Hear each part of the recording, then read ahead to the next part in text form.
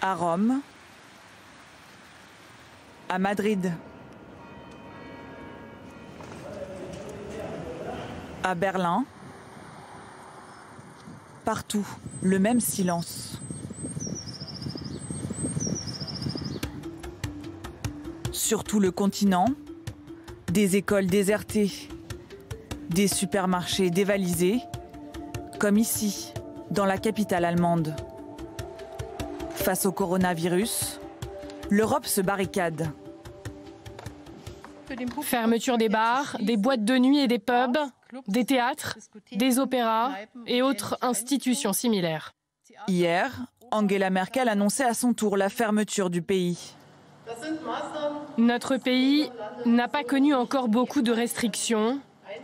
Il va y avoir des mesures très sévères, mais elles sont nécessaires pour réduire le nombre de contacts, d'infections et de cas graves, pour garantir la sûreté de notre système de santé. L'Union européenne ferme ses frontières au monde, mais plusieurs pays de l'UE remettent également en question la libre circulation dans l'espace Schengen. Après la fermeture de ses frontières côté français, l'Allemagne met aujourd'hui en place des tests sanitaires à la frontière avec la Pologne. Prise de température obligatoire et justificatif à fournir. Plus au sud, l'Espagne aussi se calfeutre. Seuls les citoyens espagnols seront autorisés à entrer sur le territoire national par voie terrestre. Les citoyens résidant en Espagne ainsi que les travailleurs transfrontaliers.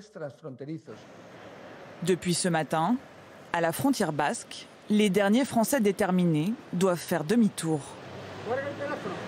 Je sais qu'il ne faut pas sortir, mais bon. Je voulais aller chercher une machine pour faire du pain, ils vont pas. Bon, je voulais tenter pour au moins récupérer donc, des cigarettes. Et donc je vois que c'est pas possible, même si à midi, ils ferment toutes les frontières.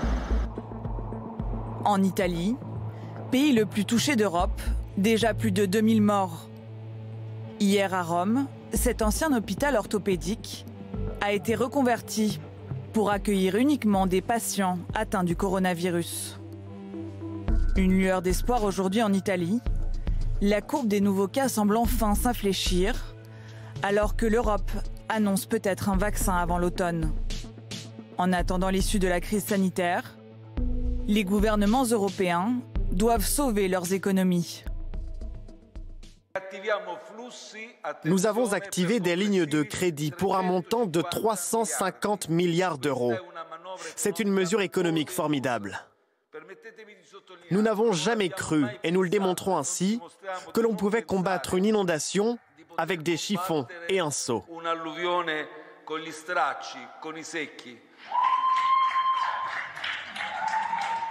Autre sentiment partagé sur tout le continent, la gratitude envers le personnel soignant.